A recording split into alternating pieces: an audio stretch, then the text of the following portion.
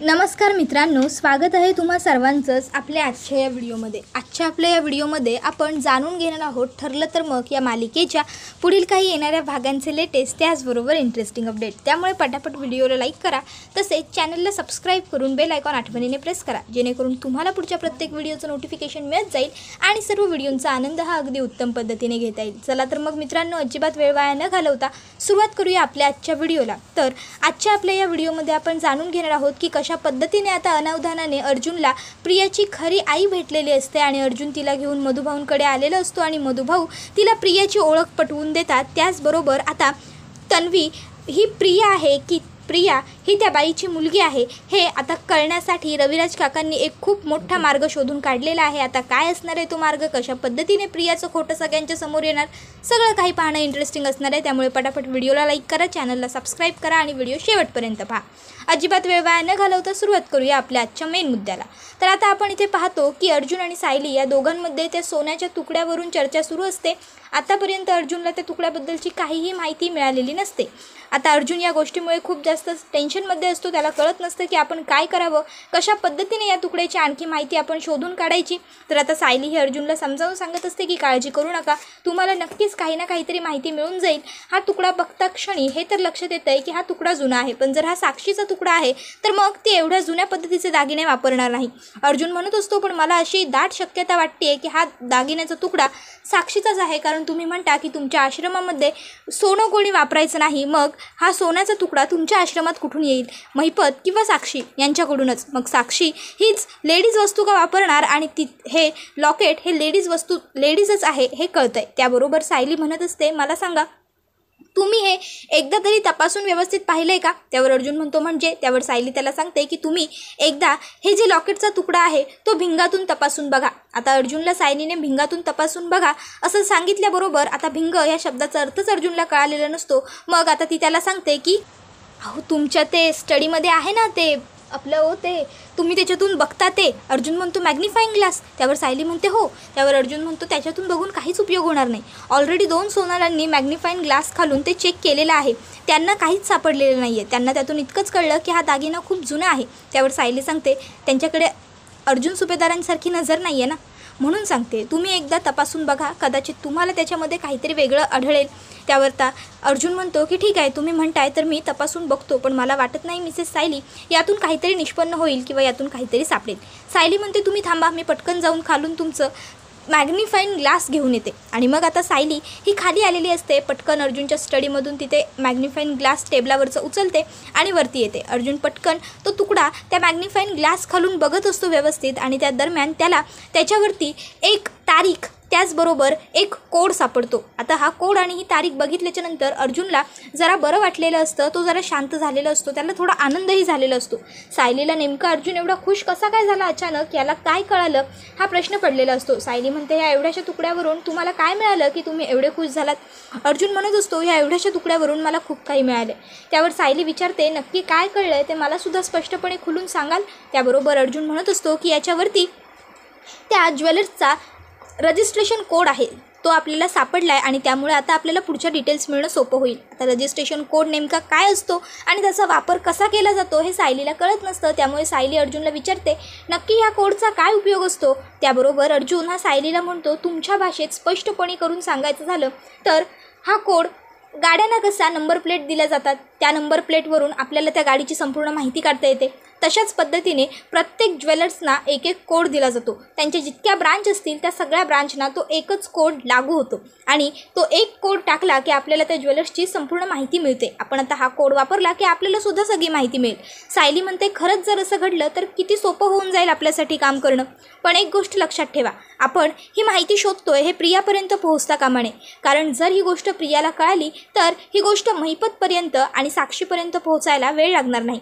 त्याबरोबर अर्जुन म्हणतो की डोंट वरी, त्यांना काहीही करणार नाही। त्यानंतर आता अर्जुनने त्याचं लॅपटॉप सुरू केलेलं असतं आणि लॅपटॉपवरती त्याने तो कोड टाकलेला असतो आणि ते ज्वेलर्स दुसरं तिसरं कोणी नसून कोल्हापूरमधलं चांदेकर ज्वेलर्स असतं। आता चांदेकर ज्वेलर्सचं नाव बघून अर्जुनला बरं वाटतं की चला फायनली हे चांदेकर ज्वेलर्स आहे, त्यामुळे आता अर्जुन आपल्याला व्यवस्थित सगळी माहिती प्रोव्हाइड करेल, सगळी मदत आपल्याला मिळू शकेल. सायली म्हणते, पण आपण घराबाहेर पडताना वेगळं वेगळं घराबाहेर पडायचं, कारण जरी एकत्र आपण घराबाहेर पडलो तरीसुद्धा प्रियाला कसला ना कसला तरी संशय येईल. अर्जुन म्हणतो, किमान 1-2 दिवस तरी आपल्याला मध्ये जाऊ द्यावे लागतील, कारण माझ्या ऑफिसची काही कामं पेंडिंग आहेत, काही मीटिंग्स आहेत, काही हिअरिंग लाईनअप आहेत, ते सगळं काही मला आधी क्लिअर करावं लागेल किंवा काहीतरी पोस्टपोन करावं लागेल, काहीतरी प्रिपॉन करून उद्याच्या दिवसात पूर्ण करावं लागेल आणि त्यानंतरच आपल्याला जाता येईल. सायली म्हणते, ठीक आहे, तसं करा मग तुम्ही. आता अर्जुन हा दुसऱ्या दिवशी ऑफिसला जायला निघालेला असतो. आता त्याच्या डोक्यामध्ये ते ज्वेलरीचे सगळे विचार सुरू असतात. आपल्याला कधी जाता येईल, आपल्याला काय माहिती मिळवता येईल, कशा पद्धतीने अर्जुन आपल्याला मदत करू शकेल. आता ह्या दागिन्याचा तुकडा तर खूप जुना आहे, मग अर्जुन त्याच्याबद्दलची माहिती आपल्याला देऊ शकेल का, एवढा जुना रेकॉर्ड त्यांच्याकडे असेल का.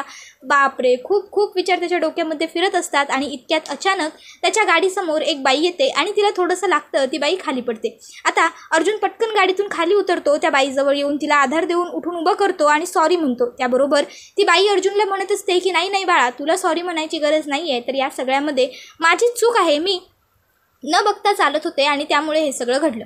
आता ती बाई जरा अर्जुनला टेन्स वाटते, त्यामुळे अर्जुन तिला विचारतो, काकू काही झालं आहे का, तुम्ही खूप सिरियस दिसताय म्हणून विचारलं, तुम्हाला काही होतं आहे का, पाणी वगैरे हवं आहे का.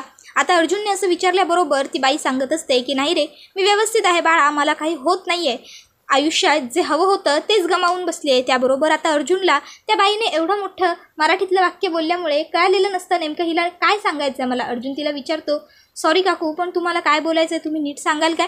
त्याबरोबर आता ती बाई हे अर्जुनला म्हणत असते की जाऊ देत, नको तू लक्ष देऊ. त्यावर अर्जुन तिला पुन्हा विचारतो, नक्की जर काही मदत हवी असेल तर तुम्ही मला सांगू शकता, मी पेशाने वकील आहे. आता मी पेशाने वकील आहे असं अर्जुन त्या बाईला सांगतो. त्यावेळेस त्या बाईला वाटतं की कदाचित अर्जुनची आपल्याला काहीतरी मदत मिळू शकेल. आणि मग ती बाई अर्जुनला सांगायला लागते की माझी मुलगी हरवली आहे. आता अर्जुन म्हणतो, मुलगी हरवली आहे. आता त्या बाईकडे पाहता तर अर्जुनला वाटत असतं 50-55च्या आसपास ही बाई आहे, मग हिची मुलगीसुद्धा किमान 20-25 वर्षांची तर असेल, मग हिची मुलगी हरवू कशी काय शकते. अर्जुन त्या बाईंना विचारतो की तुमची मुलगी कुठून हरवली आणि महत्त्वाचं म्हणजे ती कशी हरवली. त्याबरोबर आता मात्र इकडे ती बाई उत्तर देत नसते. अर्जुन म्हणत असतो, हे बघा काकू, जोपर्यंत तुम्ही ती मुलगी कशी हरवली, कुठे हरवली या गोष्टींची माहिती सांगू शकणार नाही ना, तोपर्यंत आपल्याला पुढे काहीच करता येणार नाही. प्लीज तुम्ही जरा शांत व्हा आणि मला व्यवस्थित सांगा की तुमची मुलगी नेमकी कुठे हरवली, कशी हरवली, काय घडलं होतं तेव्हा, तुम्ही कुठे गेला होतात की घरातून हरवली, काहीतरी सांगा. त्याबरोबर आता ती बाई हे अर्जुनला सांगायला सुरुवात करते, माझी मुलगी 22 वर्षांपूर्वी हरवली. आता हे ऐकून अर्जुनला खूप मोठा आश्चर्याचा धक्का बसतो. अर्जुन म्हणतो, व्हॉट, 22 वर्षांपूर्वी हरवलेल्या मुलीला तुम्ही आत्ता शोधताय. त्यावर ती बाई म्हणते, मी तुला सगळं पूर्वीपासून सांगते म्हणजे तुला कळेल. आणि मग ती बाई आता सांगायला सुरुवात करते, माझं कुटुंब म्हणजे मी, माझा नवरा आणि माझी मुलगी इतकंच. आमच्याकडे माझे सासू सासरे, त्याचबरोबर दीर, जाऊ, नणंद, आमचं सगळं एकत्र कुटुंब होतं. आम्ही राहत होतो व्यवस्थित. परिस्थिती एवढी काही आमची फार चांगली नव्हती, पण व्यवस्थित होती. एक दिवशी माझा नवरा कामावर जात होता, चुकून त्याच्या गाडीचा अपघात झाला आणि तो तिथेच मृत्यू पावला. माझ्या सासू सासऱ्यांनी, दिराने मला प्रॉपर्टीतलं काहीही न देता बेदखल केलं, कारण माझ्याकडे मुलगा नव्हता, मला मुलगी होती. त्यामुळे मग मला घरातून बाहेर काढल्यावर आईवडिलांकडे गेले. आईवडिलांनीही घरात घेतलं नाही, दिल्या घरी मेली असं म्हणाले. माझ्याकडे राहायलाच घर नव्हतं, काम करायला काम नव्हतं, मग माझ्याकडे काहीच पर्याय नव्हता. मला माझ्या मुलीला एका आश्रमामध्ये सांभाळायला द्यावं लागलं. मी तिथे मधुभाऊ नावाची एक व्यक्ती होती, त्यांना माझी मुलगी सांभाळायला दिली. त्यांना असं सांगितलं होतं की मी माझी मुलगी घ्यायला येईन. पण पुढे आयुष्यात अशा काही घटना घडत गेल्या, काही घडामोडी होत गेल्या की मला माझ्या मुलीला भेटताच आलं नाही. माझा स्मृतिभ्रंश झाला होता, त्यामुळे मला पुढचं मागचं काहीच आठवत नव्हतं. कितीतरी वर्ष मला मीच कोण आहे हेच कळत नव्हतं. काही काळ मध्ये लोटून गेल्याच्या नंतर हळूहळू माझी बुद्धी परत यायला लागली. मला जुन्या घटना, जुन्या गोष्टी सगळ्या आठवायला लागल्या आणि मग मला माझ्या मुलीची आठवण झाली. पण मी माझ्या मुलीला नेमकं कुठं ठेवलं हेच मला आठवत नव्हतं. मग आता कसं बसं करून मी या गोष्टीचा शोध घेतला की मी माझ्या मुलीला कुठं ठेवलं. पनवेलमध्येच होतं ते आश्रम. मी पनवेलमधल्या त्या आश्रमात बघायला सुद्धा गेले, पण आता त्या आश्रमाला पोलिसांनी सील केलं आणि तिथे कोणाचा तरी खून झाला आहे आणि तो सुद्धा त्या आश्रमातल्याच मालकाने केला आहे असं कळलं. आता मला माझ्या मुलीची खूप काळजी वाटते. त्याबरोबर आता अर्जुनच्या मनामध्ये अशी शंका येते, कदाचित ही सायलीची आई नसेल ना, म्हणून ही असं सगळं बोलते आणि कदाचित ही मला भेटली असेल तर. आता ती बाई म्हणत असते, कसला विचार करतोयस बेटा. त्याबरोबर अर्जुन म्हणतो, कसला नाही. ती बाई अर्जुनला सांगत असते, मी गरीब किंवा आश्रित वगैरे नव्हते. माझी फॅमिली जरी हलाखीची असली तरीसुद्धा आमची परिस्थिती तशी बरी होती, खाऊन पिऊन सुखी होतो. नंतरनं माझा नवरा वारल्याच्या नंतर, माझ्याबरोबर एवढं सगळं घडून गेल्याच्या नंतर मी चांगल्या ठिकाणी कामाला लागले. आयुष्य सुधारत गेलं, स्वतःची ट्रीटमेंट करत गेले, सगळं व्यवस्थित होत गेलं. आता माझी मुलगी जवळपास 22-23 वर्षांची झाली असेल. आता विचार केला मुलीला शोधावं, तिचं लग्न करून द्यावं, तिचा सुखी संसार पाहावा स्वतःच्या डोळ्याने डोळे भरून. पण आता ते आश्रमच सील झालंय, काहीच कळायला मार्ग नाही आहे. अर्जुन आता त्या बाईला म्हणत असतो की कदाचित तुमची मुलगी कुठे आहे हे मला माहीत आहे. आता अर्जुनने असं म्हटल्याबरोबर ती बाई अर्जुनच्या हातापाया पडायला लागते की मला माझ्या मुलीपर्यंत घेऊन जा.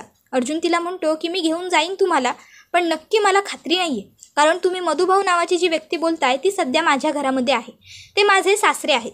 आता हे कळाल्याच्या नंतर तर ती बाई अर्जुनला हातापाया पडून रिक्वेस्ट करायला लागते की जर तुझी एवढी चांगली ओळख आहे, ते तुझ्या घरातले सदस्य आहेत, तर मला त्यांच्यापर्यंत घेऊन जा.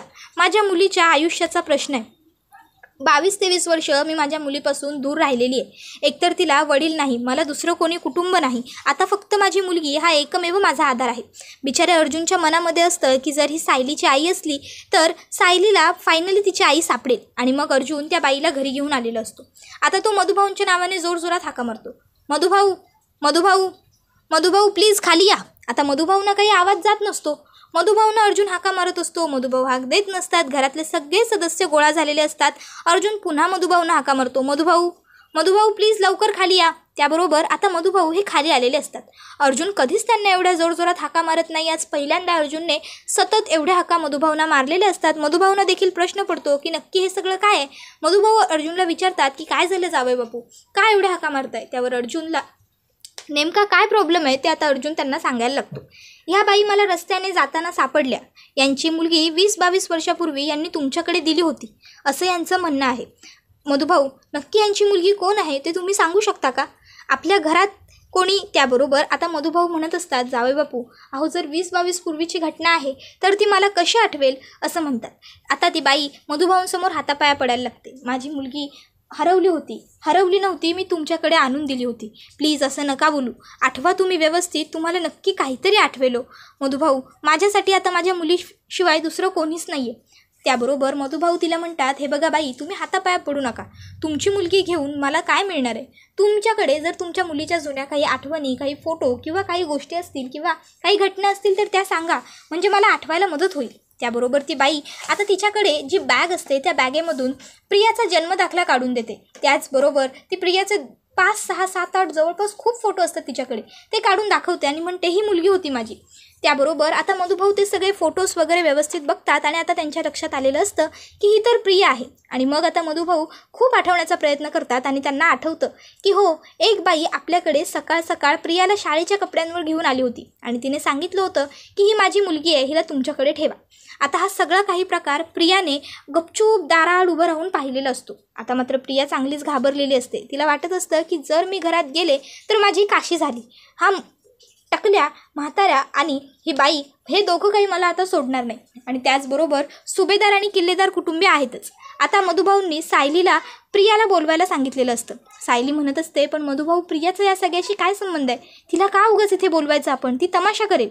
त्यावर मधुभाऊ म्हणत असतात, ती तमाशा नाही करणार, तू तिला इथे बोलव, कारण समोर जी बाई उभी आहे ती तिची जन्म दिलेली सख्खी आई आहे.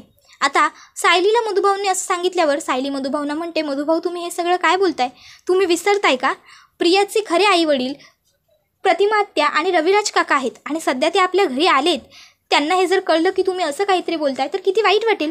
त्याबरोबर मधुभाऊ सांगत असतात की काय खरं काय खोटं हे आता इथे समोरच होऊ दे सगळ्यांच्या साऊ, तू जा त्या प्रियाला बोलवून घेऊन ये. आता सायलीचा नाईलाज होतो, ती मधुभाऊंना समजावण्याचा प्रयत्न करते पण मधुभाऊ तिचं ऐकत नाही. आता सायली प्रियाला घेऊन तिथे आलेली असते. आता ती बाई प्रियाकडे येते आणि प्रियाला मिठी मारते. ती तिला म्हणत असते की माझं मूल किती मोठं झालं.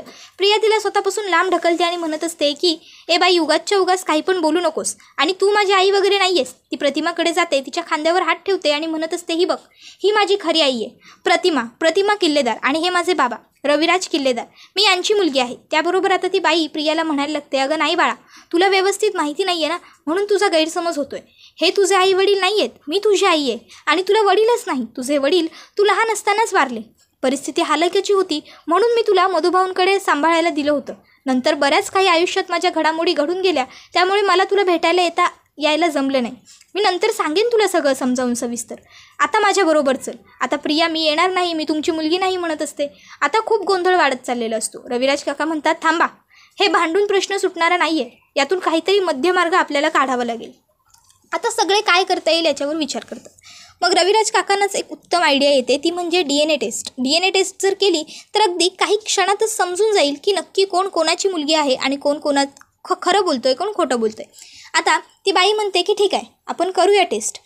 तुम्हाला माझ्याबरोबर जर टेस्ट करायची असेल माझ्या मुलीची तर माझ्याबरोबर करा.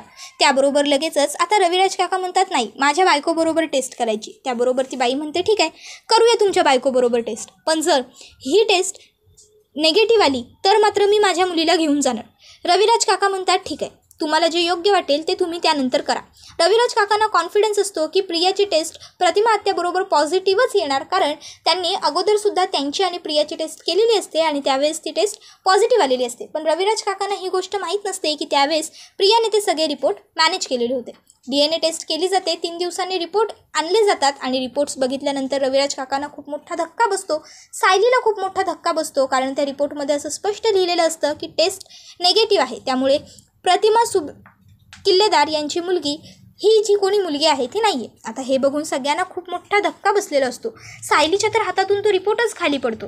तर इकडे रविराज काका हे मात्र प्रियाच्या समोर जाऊन प्रियाला म्हणतात आता तू कोण आहेस हे खरं खरं सांग. रविराज काका प्रियावरती जोराने ओरडायला लागतात. त्याबरोबर प्रियाची खरी आई मध्ये पडते आणि म्हणायला लागते की एक मिनटं, माझ्या मुलीवर तुम्ही अशी जबरदस्ती नाही करू शकत आणि आरडाओरडा तर बिलकुल नका करू. त्याबरोबर लगेचच आता इकडे सुभेदार कुटुंबीय आणि किल्लेदार कुटुंबीय प्रियाला घराच्या बाहेर हकलतात आणि तुझी या घरामध्ये राहण्याची लायकी नाही आहे, कुवत नाही आहे, असं सगळं तिला बोलत असतात. आता ह्या बाईला म्हणजेच तिच्या खऱ्या आईला कळत नसतं की नेमकं हे सगळं काय सुरू आहे. माझ्या मुलीला हे असे घराबाहेर का काढतायत, नक्की काय घडलं माझ्या मुलीबरोबर आणि माझ्या मुलीची ह्या सगळ्यात काय चूक आहे. आता त्या बाईला जेव्हा खरं कळेल त्यावेळेस ती सुद्धा प्रियाला लाथ मारून घराच्या बाहेर हकलून टाकेल, कारण प्रिया तिला सुद्धा विकून खाईल.